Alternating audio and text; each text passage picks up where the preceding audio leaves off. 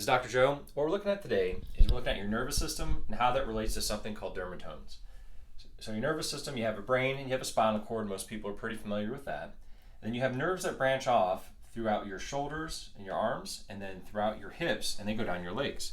So if you were to think of these as wires, they carry signal up to your brain as far as sensation and position, and then your brain sends out signals for movement from there.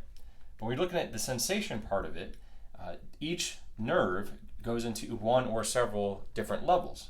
So each of these spinal levels, they're actually responsible for certain territory or geographic regions on your body.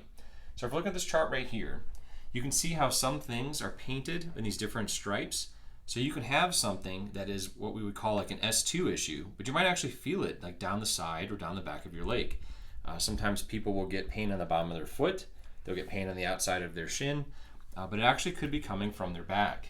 So if you have any kind of anything really that's pressing on the nerve there, it could be that the muscles are tight and they're causing a little bit of compression. It could be a disc bulge. It could be something that's going on positionally. Maybe you're like sitting more towards one side or the other. It's very important though, if you're getting any kind of like numbness in your shin, in your foot, or anything downstream from your hips, you want to really appreciate that, because that it could be something that's coming from your back. And it might not even be that you feel like you have back pain. We've had some people that just are super stiff in their back, and then they have these different signs going on in their legs, but they do match up with these patterns.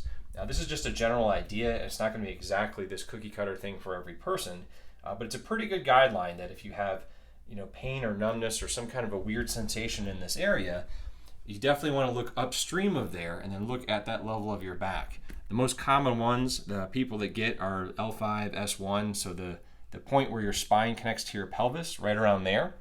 That's, I would say, pretty commonly we see that in our clinic.